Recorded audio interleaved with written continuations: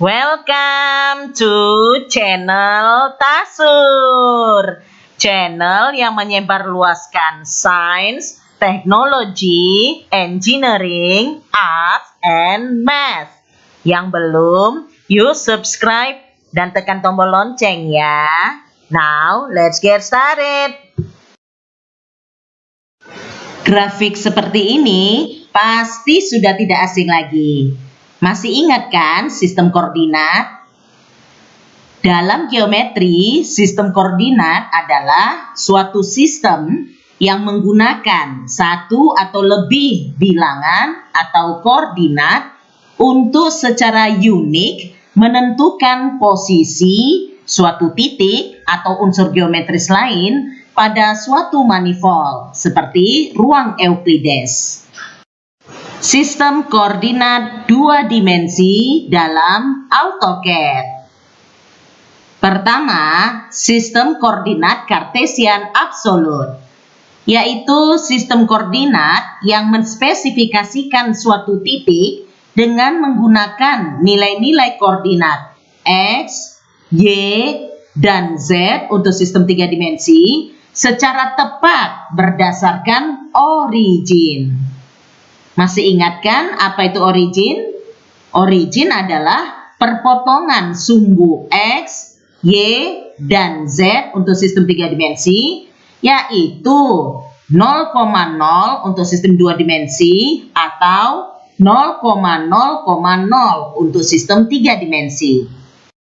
Format sistem koordinat Kartesian absolut dalam AutoCAD adalah X, Y atau crash X, Y.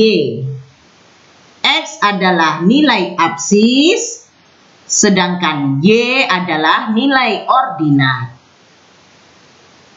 Sekarang perhatikan contoh aplikasi sistem koordinat Kartesian absolut ini.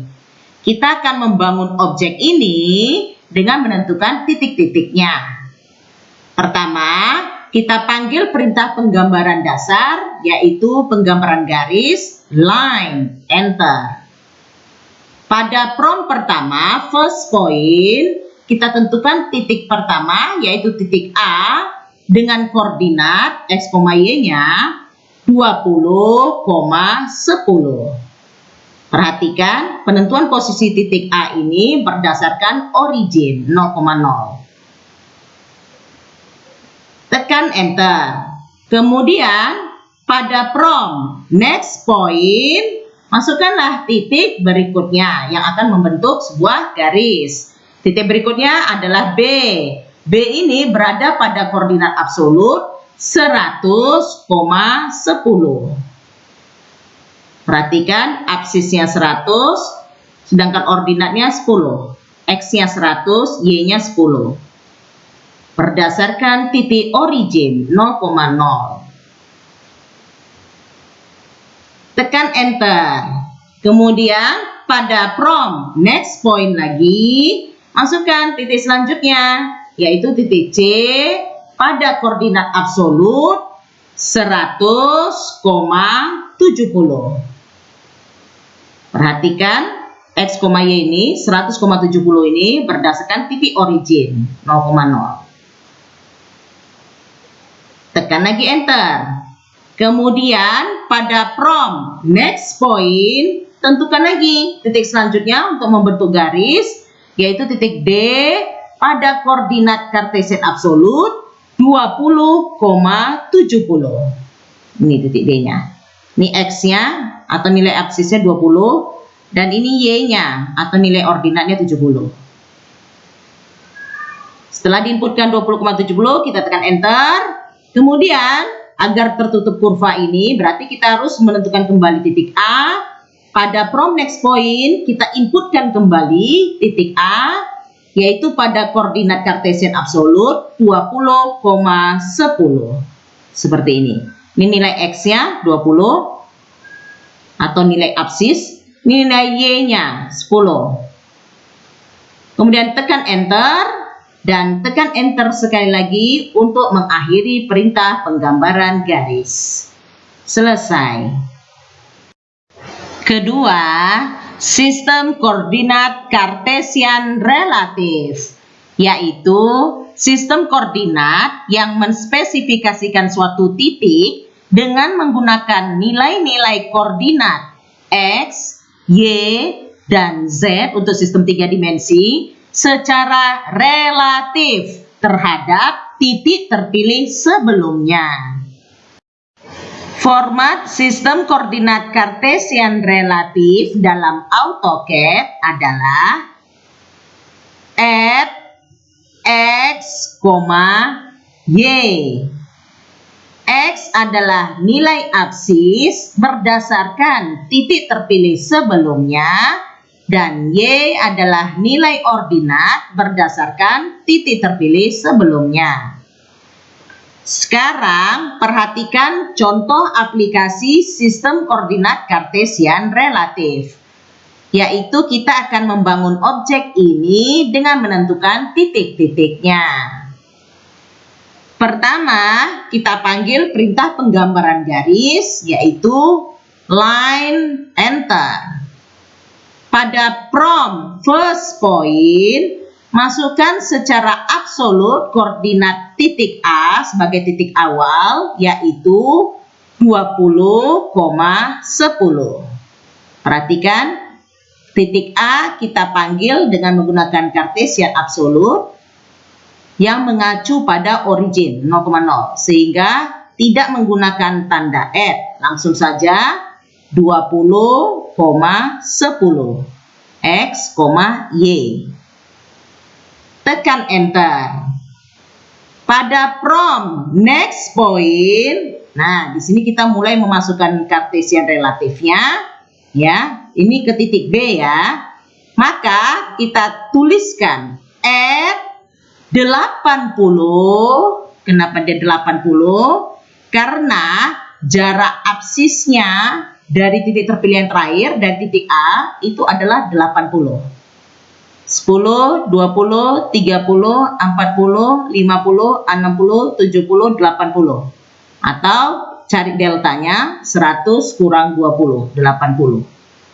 Untuk X-nya, sedangkan Y-nya ya, 0. Y-nya 0. Karena posisi Y1 di 10, di Y2 juga posisinya 10. Berarti delta Y-nya 0. Y-nya tidak mengalami perubahan. Secara relatif dari B ini kita lihat ke A. Sehingga kita masukkan di sini Kartesian relatifnya add 80,0. Tekan enter. Pada prompt next point selanjutnya kita mau ke C ya. Masih menggunakan koordinat Kartesian relatif. Berarti kali ini kita akan menentukan posisi titik C berdasarkan titik terpilih terakhir, yaitu titik B. Ya, perhatikan ya. Atau secara sederhananya, anggaplah sekarang titik B ini 0,0.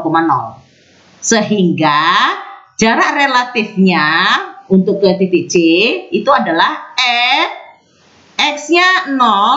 Perhatikan, X tidak mengalami perubahan, dia tidak bergeser ke kiri, tidak bergeser ke kanan.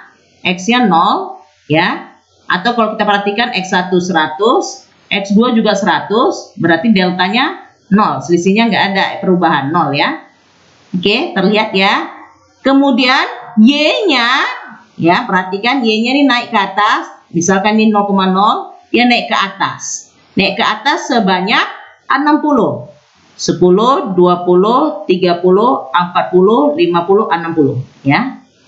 Atau bisa juga dilihat dari ini Y2-nya 70, Y1-nya 10.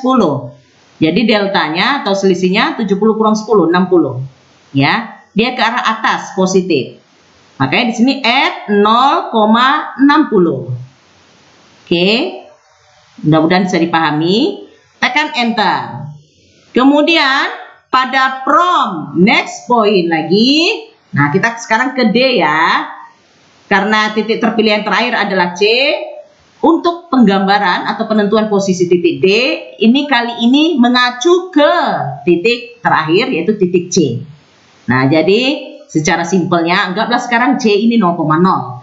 Jadi, supaya tergambar ke titik D, perhatikan secara absis ya, ini bergerak ke kiri, berarti nilainya negatif untuk absis ini.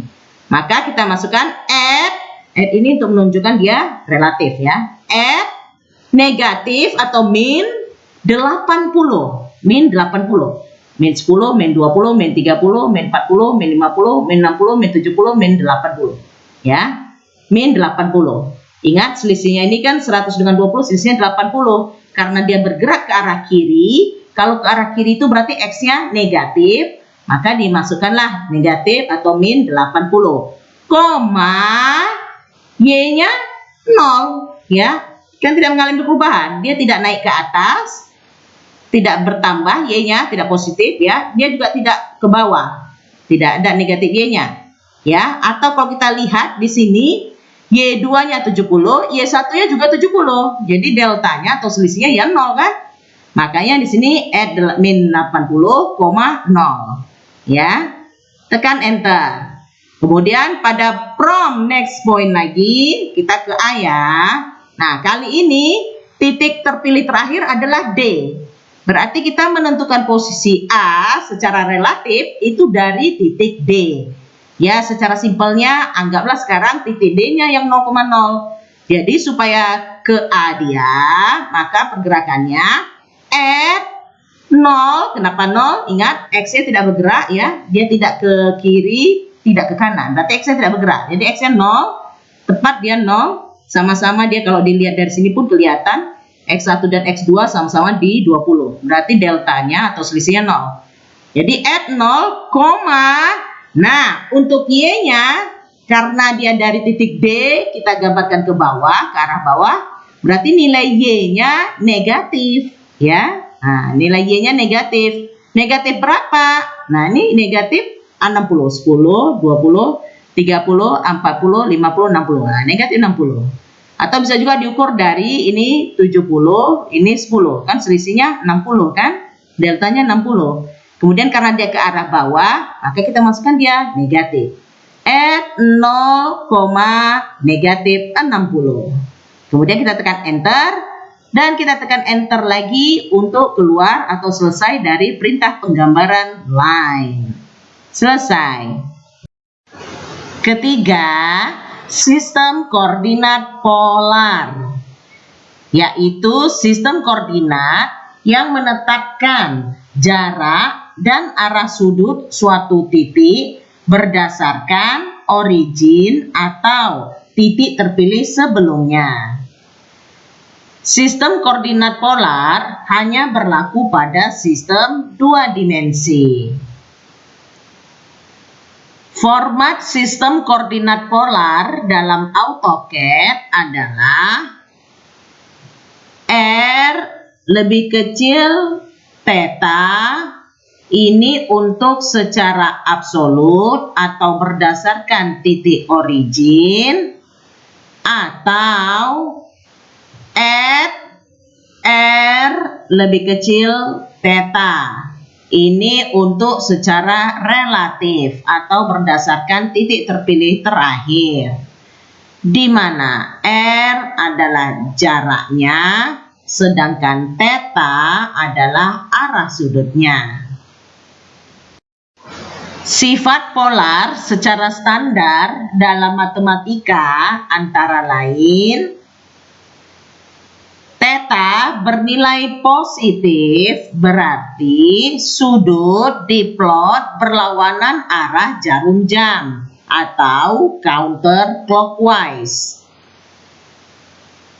Sedangkan theta bernilai negatif berarti sudut diplot searah jarum jam atau clockwise. Perhatikan grafik ini. Nah, putaran yang berlawanan arah jarum jam seperti ini. Lihat gerakan pointer. Nah, ini berarti tetanya bernilai positif. Sedangkan putaran searah jarum jam, perhatikan pointernya, ini berarti tetanya bernilai negatif. Contoh, Nilai theta 315 derajat. Perhatikan gerakan mouse pointer berlawanan arah jarum jam dari sini ke sini ya. Makanya dia positif 315 derajat. Nah, ini sama dengan theta dengan nilai negatif 45 derajat. Nah, ini dia. Perhatikan gerakan mouse pointer dari sini searah jarum jam ke sini. Nah, makanya nilainya negatif. Negatif 45 derajat. Oke. Sehingga dapat dituliskan notasi polarnya R lebih kecil 315 sama dengan R lebih kecil negatif 45. Contoh lain. Theta dengan nilai 270 derajat. Nah, perhatikan, nah, seperti ini gerakan mouse pointernya berlawanan arah jarum jam dari sini ke sini membentuk sudut 270 derajat. Nah, ini sama dengan theta dengan nilai negatif 90 derajat. Nah, perhatikan gerakan mouse pointer dari sini searah jarum jam ke sini membentuk sudut negatif 90 derajat. Sehingga dapat dituliskan notasi polarnya R lebih kecil 270 sama dengan R lebih kecil min 90. Contoh lagi, theta dengan nilai 225 derajat. Nah, seperti ini. Perhatikan pergerakan mouse pointer dari sini berlawanan arah jarum jam ke sini membentuk sudut 225 derajat. Nah, ini sama dengan theta dengan nilai negatif 135 derajat. Nah, perhatikan pengukuran negatif 135 derajat dari sini searah jarum jam kemari. Nah, ya, makanya bernilai negatif 135 derajat. Sehingga dapat dituliskan notasi polarnya R lebih kecil 225 sama dengan R lebih kecil min 135. Kemudian R bernilai positif berarti radius diplot pada arah sudut theta. Sedangkan R bernilai negatif berarti radius diplot berlawanan dari arah sudut theta. Dengan kata lain, nilai negatif R ini membuat radius berbalik arah 180 derajat. Nah, perhatikan contoh. Misalkan digambarkan sebuah garis dengan notasi polar R lebih kecil 315. Seperti ini, ya. Garis yang terbangun. Nah, ini sama dengan apabila kita menuliskan min, ya, min atau negatif R lebih kecil 135. Nah, karena kan kalau tanpa negatif R lebih kecil 135 kan seperti ini arahnya, ya. Nah, jadi kalau dibuat min R lebih kecil 135 berarti ke sini dia penggambarannya, ya. Nah, contoh lain, penulisan polar R lebih kecil 270. Nah, kan seperti ini garisnya misalnya, ya, yang tergambar. Nah, seperti ini kan. Kalau kita tuliskan dengan notasi R lebih kecil 270 untuk penggambaran garisnya.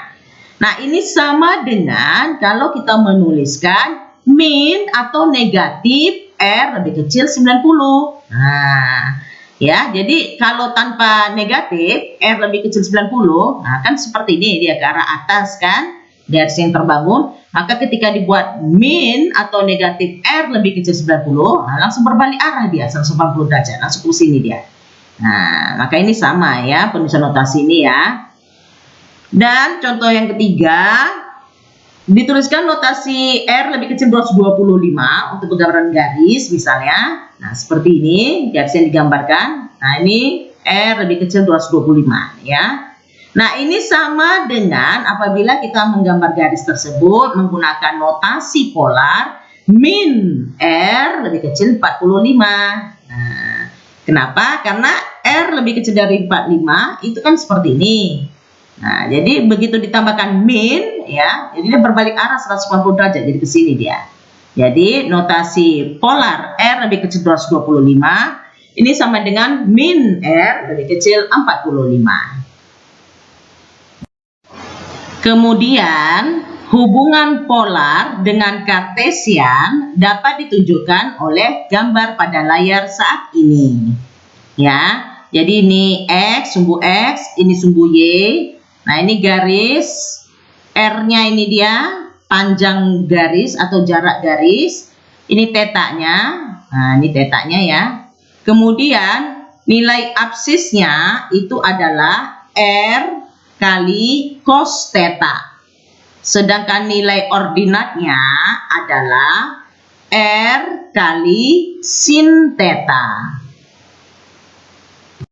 Sekarang perhatikan contoh aplikasi sistem koordinat polar secara relatif ya, yaitu membangun objek ini dengan menentukan titik-titiknya. Pertama, kita panggil perintah penggambaran garisnya, line enter. Lalu pada prompt first point, tentukan titik awalnya, titik A, titik pertama, dengan menggunakan kartesian absolut X, Y, ya, 20,10. Jadi titik awal di sini pakai absolut saja, tidak ada simbol add-nya. Jadi kita buat sini 20,10 X, Y, ya, 20,10. Tekan enter. Nah, mulai selanjutnya ini prompt berikutnya ini kita pakai pola relatif ya. Jadi pada prompt next point kita masukkan notasi relatifnya karena kita mau memilih titik B dari titik A ya, perhatikan kita mau memilih titik B dari titik A, titik terpilih terakhir kan titik A. Maka penulisannya jarak atau panjang AB ini adalah 80 ya kan? 10, 20, 30, 40, 50, 60, 70, 80. Dan arah sudutnya, karena kita mau gambar B dari A, perhatikan gerakan mouse pointer saya. Nah, arah sudutnya arah 0 derajat, kan ke timur. Nah, ke timur nih berarti 0 derajat. Nah, kelihatan ya. Saya ulangi lagi dari A ke B. Nah, ke arah timur, berarti 0 derajat. Maka kita tuliskan notasi polar relatifnya. F 80 lebih kecil 0 ya, seperti itu.